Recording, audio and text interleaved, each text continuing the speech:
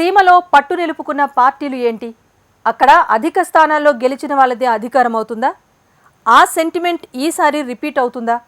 సీమలో సత్తా చాటిన పార్టీ ఏది? ఓటరు ఎవరికి పట్టం కట్టారు? అధికార పార్టీ పట్టు నిలుపుకుందా లేక వైఎస్ చరిష్మా కాంగ్రెస్కు కలిసి వస్తుందా? ప్రభుత్వ వ్యతిరేకత ఓటు టీడీపీకి కలిసి రానుందా? Watch it.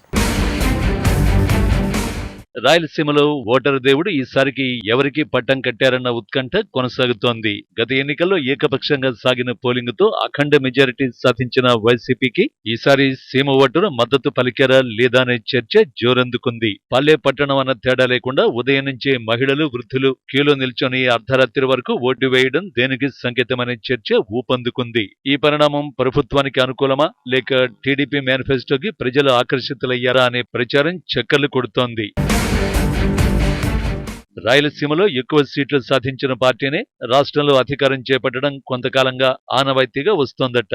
ఉమ్మడి ఆంధ్రప్రదేశ్లోనూ సీమలో పట్టు సాధించిన పార్టీనే అధికారంలోకి రావడం కొంతకాలంగా ఆనవాయితీగా మారింది. గతంలో కాంగ్రెస్ పార్టీకి, అనంతరం వైసీపీకి అత్యంత ఆదరణ కలిగిన రాయలసీమలో ఏ ఎన్నికల్లో ఎలాంటి ఫలితాలు రాబోతున్నాయన్న దానిపై రాజకీయ వర్గాల్లో సస్పెన్స్ కొనసాగుతోంది. గత ఎన్నికల్లో వైసీపీ గాలి వీయడంతో రాయలసీమ జిల్లాలో ఆ పార్టీ అత్యధిక స్థానాలు సాధించింది. అనంతపురం, కర్నూలు, కడప, చిత్తూరు జిల్లాల్లో మొత్తం 52 అసెంబ్లీ స్థానాలు ఉన్నాయి.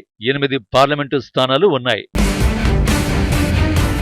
గత సార్వత్రిక ఎన్నికల్లో వైసీపీ ప్రభంజనం కొనసాగడంతో 52 స్థానాలకు మొత్తం 49 అసెంబ్లీ స్థానాలు కైవసం చేసుకుంది. గత ఎన్నికల్లో ఫ్యాన్ జోరు కొనసాగడంతో సీమలో మొత్తానికి 3 చోట్ల మాత్రమే టీడీపీ గెలుపొందింది. కుప్పంలో ఆ పార్టీ అధినేత అప్పటి సీఎం నారా చంద్రబాబు నాయుడు, హిందూపురంలో నందమూరి బాలకృష్ణ, ఉరవకొండలో పయ్యవుల కేశవ్ విజయం సాధించారు.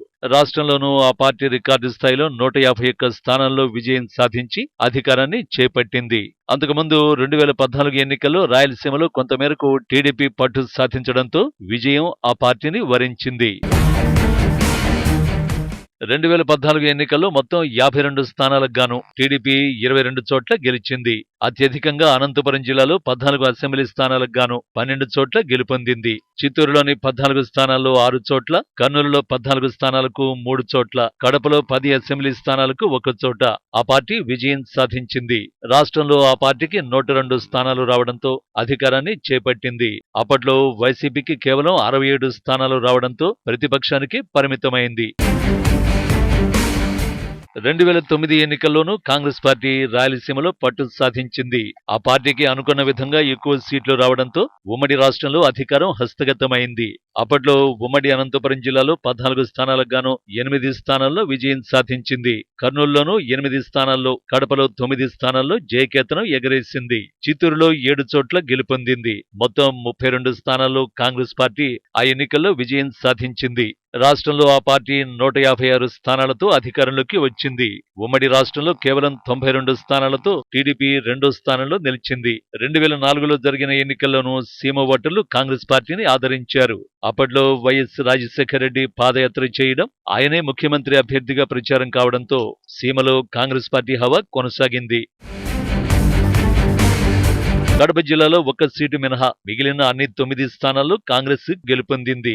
కర్నూలు జిల్లాలో కర్నూలులో సిపిఎం అభ్యర్థి గఫూర్, పత్తికొండలో టీడీపీ అభ్యర్థి ఎస్వి సుబ్బారెడ్డి మాత్రమే గెలుపొందారు. మిగిలిన 12 స్థానాల్లో కాంగ్రెస్ జయకేతనం ఎగరేసింది. అనంతపురంలో 6 స్థానాల్లో టీడీపీ, 8 స్థానాల్లో కాంగ్రెస్ పార్టీ గెలుపొందే. చిత్తూరులో 5 స్థానాల్లో టీడీపీ, 9 చోట్ల కాంగ్రెస్ పార్టీ గెలుపొందే. 2004 ఎన్నికలను సీమ జిల్లాలో మొత్తం 38 చోట్ల కాంగ్రెస్ పార్టీ అభ్యర్థులు గెలుపొందారు. రాష్ట్రంలో కాంగ్రెస్ పార్టీ అధికారంలోకి వచ్చింది. అప్పట్లో సీఎంగా వైఎస్ రాజశేఖర రెడ్డి ఎంపికయ్యారు.